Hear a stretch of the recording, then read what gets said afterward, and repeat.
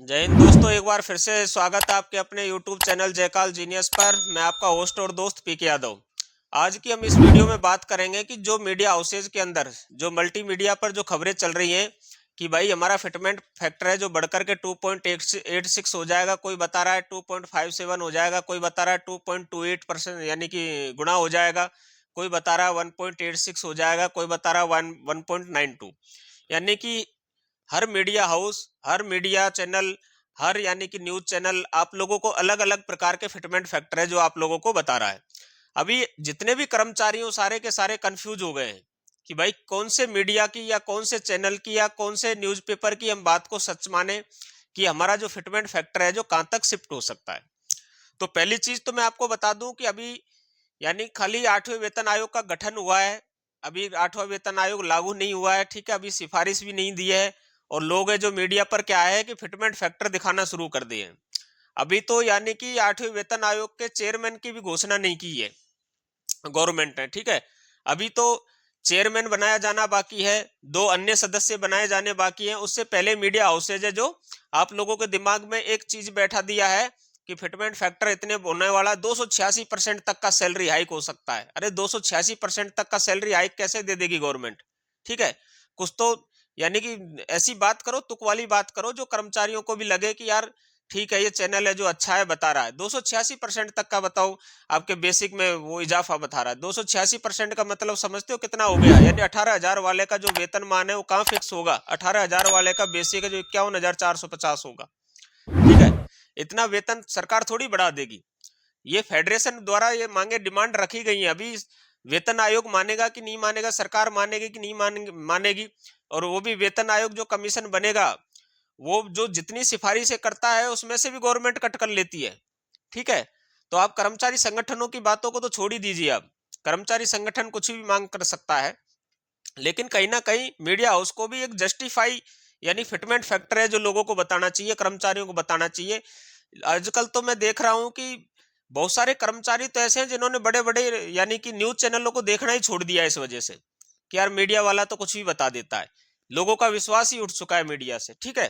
तो आज हम इस वीडियो के अंदर बात करेंगे कि जो 8वें वेतन आयोग में जो एक जस्टिफाई जो फैक्टर फिटमेंट फैक्टर जो एक नजर आता है, कर्मचारी को लगता है कि यहाँ तक कि यानी कि सैलरी हाइक हम लोगों का हो सकता है, तो वो फिटमेंट फैक्टर हम निकालने की कोशिश करेंगे इस वीडियो के अंदर।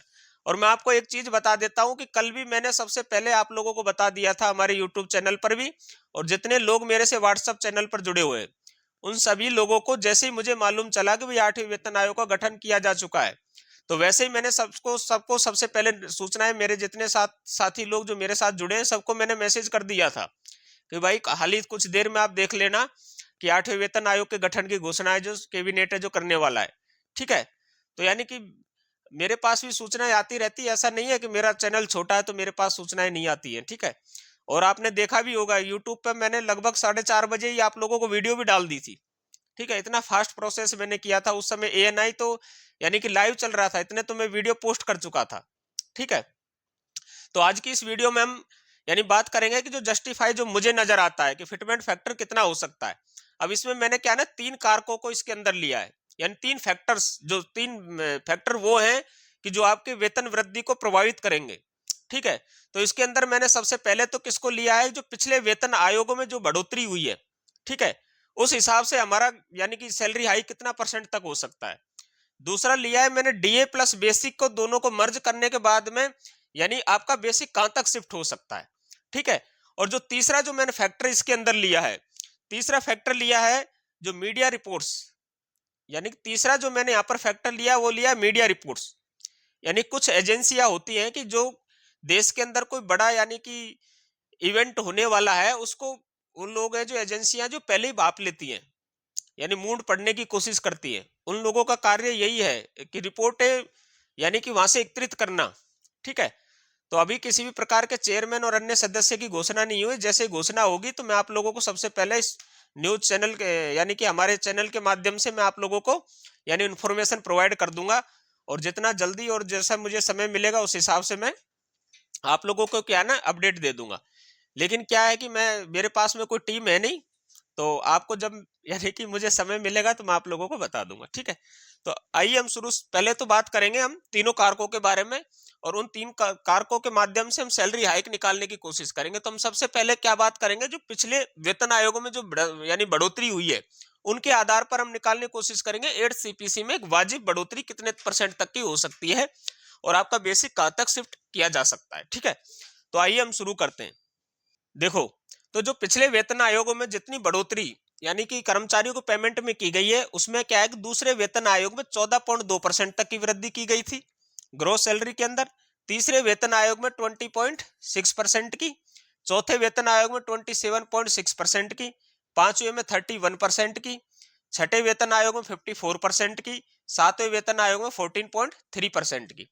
यानी कि आप यहाँ पर देख सकते हैं छठवें वेतन आयोग को छोड़ करके बाकी जितने भी आयोग हैं उनमें 15 से लेकर के यानी कि 30% के बीच में ही बढ़ोतरी की गई है।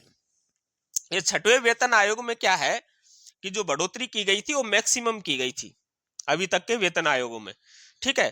तो अगर हम यहाँ पर एक आधार देखें, बेस देखें, तो यानी मिनिमम 15% और मैक्सिमम 30%।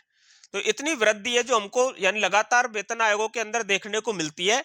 अगर हम इसका एक एवरेज वैल्यू ले तो हम यहाँ ले सकते हैं कि गवर्नमेंट अगर हमारे कर्मचारियों पर यानी ज्यादा से ज्यादा मेहरबान हो जाती है तो 25% तक की वृद्धि, ठीक है। थोड़ी कम मेहरबान होती है तो 20% तक की वृद्धि। अब सर बोलोगे आप ये वृद्धि होगी किस पर, ठीक है।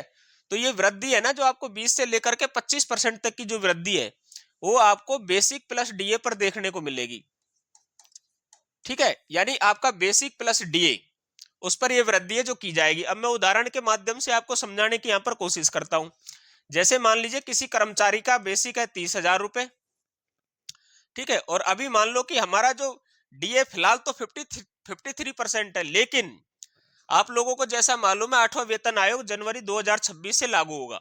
तो देखो जनवरी 2026 से लागू होने में अभी हमें यानी कि 3 यानी कि डीए मिल सकते हैं। अब कौन कौन से डीए जो मिलने वाले हैं, एक तो जनवरी 25 का, एक जुलाई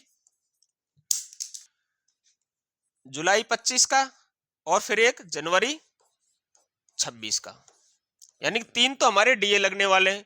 अगर मैं यहाँ टोटल डीए की बात करूं तो जनवरी का तो कंफर्म हो गया कि 3%, और जुलाई का 3% ही मैं जुलाई का मान लेता हूं, जनवरी 26 का 4% मान लेता हूं, ठीक है। तो इतना तो हमारा डीए आप मानते हैं कि कम से कम बढ़ी जाएगा, यानी कि 3 3 6 और 4 10% डीए तो हम लोगों का बढ़ी जाएगा, ठीक है। और जिन कर्मचारियों का इंक्रीमेंट जनवरी में मिल रहा है, ठीक है, उनको 2 इंक्रीमेंट मिल जाएंगे, और जिन कर्मचारियों को डीए जुलाई में लग रहा है उनको 1 इंक्रीमेंट मिल जाएगा। तो मैं यहाँ पर क्या करता हूं कि सभी कर्मचारियों का हितों का ध्यान रखते हुए यानी कि 10% डीए बढ़ा लेता हूं, 3% क्या बढ़ा लेता हूं, आपका इंक्रीमेंट बढ़ा लेता हूं, यानी 13%।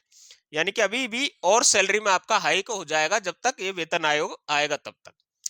तो अभी जो 53% जो डीए है, तो मैं यहाँ पर 10% डीए बढ़ा लेता हूं, और 3% में सभी कर्मचारियों का एवरेज मैंने क्या ले लिया, इंक्रीमेंट ले लिया, ठीक है। मैं यहाँ 6% नहीं ले रहा हूं, अगले जनवरी को मैं 26 वाले को काउंट नहीं कर रहा हूं। तो आप यहाँ देख सकते हैं कि 66% हमारा कितना हो जाएगा, डीए हो जाएगा। यदि मान लो कि किसी कर्मचारी का 30,000 रुपए बेसिक है, तो क्या होगा उस कंडीशन में 30,000 से 30,000 इंटू में 66, ठीक है। तो हम यहाँ डायरेक्ट निकाल लेंगे 166%। इससे क्या होगा, आपका डीए प्लस में क्या आ जाएगा, बेसिक उस कर्मचारी का निकल जाएगा। तो ये आ जाएगा 49,800 रुपए, ठीक है, 49,800 रुपए।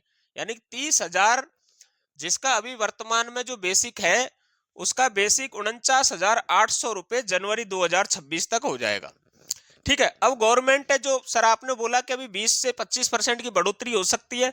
अगर मैं यहाँ बढ़ोतरी की बात करूं तो जो बढ़ोतरी होगी वो बेसिक प्लस डीए पर यानी 20% आप निकाल सकते हैं।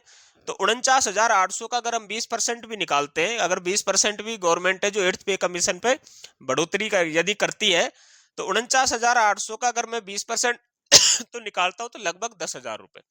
तो आप मान सकते हैं कि उस कर्मचारी का जो यानी कि न्यू बेसिक है जो आफ्टर पोस्ट 8 सीपीसी 59,800 तक जा सकता है, यानी ये उसका बेसिक जा सकता है। मैंने यहाँ पर आपके अलाउंसेज को इसके अंदर काउंट नहीं किया है।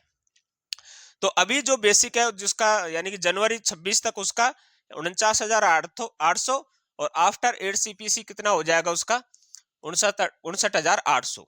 अब ऐसे ही मान लो कि मैं 18,000 का निकालूं, तो 18,000 का निकालने के लिए क्या करना है आपको, सीधा 166 से इंटू कर देना है।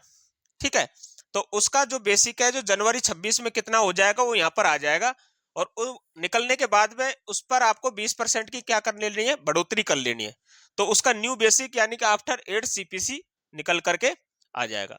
तो ये तो लिया हमने फर्स्ट फैक्टर। ठीक है, यानी कि जो पहला जो हमने कारक लिया कि इतना यानी कि आपको नजर आ सकता है। अगर 25% गवर्नमेंट जो हाइक कर देती है तो आपको 49,800 को सीधा गुणा किससे कर देना है, यानी 125 से कर देना है, तो आपका न्यू बेसिक है जो निकल के आ जाएगा। ठीक है, तो ये तो हो गया एक तरीका जो हमें जस्टिफाई नजर आता है कि इतने तक की बेसिक प्लस डीए में बढ़ोतरी हो सकती है। ठीक है, अब सर दूसरा जो हमारा फैक्टर है वो क्या है कि मीडिया रिपोर्ट्स। तो क्या होता है कि एक तो रिपोर्ट होती है मीडिया की, तो मीडिया की रिपोर्ट तो आप लोगों को मालूम है कि हमारे मीडिया की जो रैंकिंग है कितनी डाउन चली गई है। तो मीडिया रैंकिंग पे तो यानी मीडिया की रिपोर्ट्स पे तो अभी हम लोगों का आधे कर्मचारियों का तो भरोसा उठ चुका है, कर्मचारियों क्या लोगों का ही उठ चुका है। तो कुछ एक एजेंसियां होती हैं जो क्या करती हैं, जब भी कोई बड़ा इवेंट होता है तो उससे पहले क्या है उनकी रिपोर्ट तैयार करती है, आकलन करने की कोशिश करती हैं। तो 2-3 एजेंसी है उनका मैंने डाटा उठा के देखा। तो एक एजेंसी है, ठीक है, बजाज कुछ करके कैपिटल करके कुछ ऐसा करके है। तो उस एजेंसी की मुझे रिपोर्ट है जो कहीं ना कहीं यानी कि नजर आती हुई दिखाई देती है। 1.86 का उन्होंने क्या बताया, फिटमेंट फैक्टर बताया है। यानी हम दूसरा जो फैक्टर पर बात करेंगे वो फैक्टर कौन सा है जो आपके 8 सीपीसी को प्रभावित करेगा, वो है फिटमेंट फैक्टर। फिटमेंट फैक्टर, ठीक है, फिटमेंट फैक्टर पर भी मैंने अलग से वीडियो बनाई हुई है। यानी कि जो 8वीं वेतन आयोग को ऊपर मैंने 2 महीने पहले के लगभग पहले मैंने वीडियो बनाई, उसमें आप फिटमेंट फैक्टर यानी कि उसमें आप निकालना देख सकते हैं। तो फिटमेंट फैक्टर है जो 1.86 है जो उन्होंने बताया, ये मुझे कहीं ना कहीं यानी कि जस्टिफाई नजर में आता है। ठीक है, फिटमेंट फैक्टर क्या है कि आपके बेसिक को यानी कि फिटमेंट फैक्टर से गुणा कर देना है तो न्यू बेसिक आपका निकल के आ जाएगा। अभी सर वो फिटमेंट फैक्टर 1.86 नजर मुझे आता है, तो मैंने भी एक फैक्टर निकाला है अपनी तरफ से। ठीक है, जो मुझे नजर आ रहा है। ठीक है, मैंने भी बहुत सारे फिटमेंट फैक्टर रिपोर्ट्स पढ़ी हैं, तो मैं आपको बता देता हूं जो मुझे फिटमेंट फैक्टर नजर आ रहा है वो 1.92 से लेकर के 1.97 तक का फिटमेंट फैक्टर आपको देखने को मिल सकता है।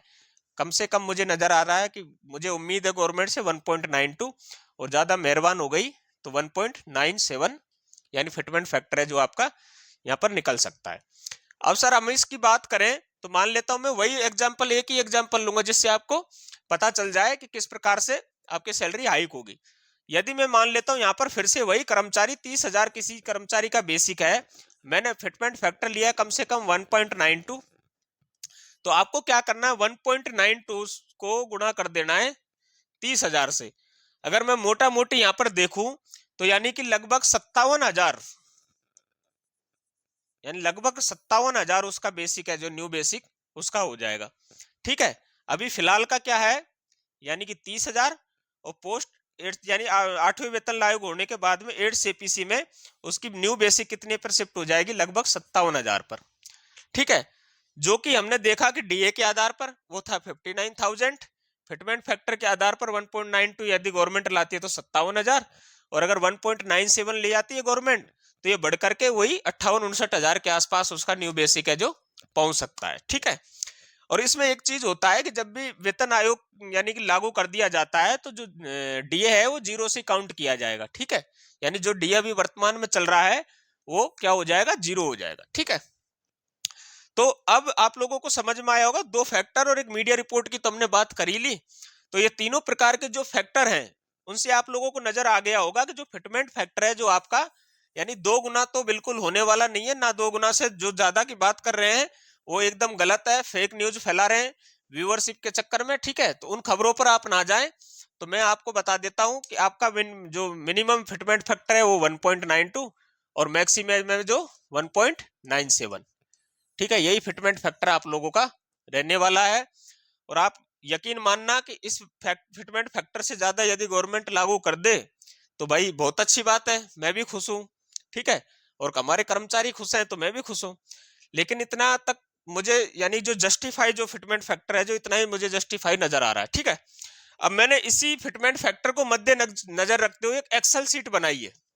तो वहां पर आप है जो अपनी पे लेवल के हिसाब से आप अपना खुद का न्यू बेसिक है जो वहां पर जाकर के चेक कर सकते हैं। ठीक है, तो मैं वो टेबल आपको एक बार शो कर देता हूं, और जैसे मैं वीडियो अपलोड करूंगा आज में या कल में, तो मैं आपको डिस्क्रिप्शन बॉक्स और कमेंट बॉक्स के अंदर आपको मैं वो लिंक दे दूंगा। आप क्या है वहां से अपनी पीडीएफ डाउनलोड करना और अपने न्यू बेसिक उसके अंदर आप देख सकते हैं। ठीक है, तो आज तक अभी तक तो मैंने क्या है उस यानी कि एक्सेल शीट के अंदर पे लेवलों को ही क्या किया है, शुरुआती पे लेवल को ही मैंने उसके अंदर शामिल किया है। ठीक, क्योंकि आज इतना समय मुझे मिल नहीं पाया कि मैं सबका अलग अलग निकाल सकूं, तो कल तक मैं इसको कंप्लीट कर लूंगा।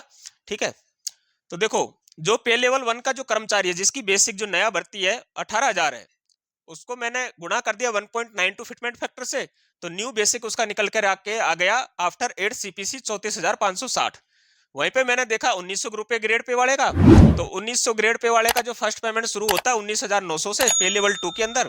तो ठीक है, तो पे लेवल 2 का जो कर्मचारी नया भर्ती हुआ है 19,900 जिसका बेसिक है, उसका शिफ्ट हो जाएगा न्यू बेसिक पे 38,208 रुपए पर। तो इस प्रकार से आप दे सकते हैं ये पे लेवल 1, 4, 5, 6, 7, 8, 9, 10।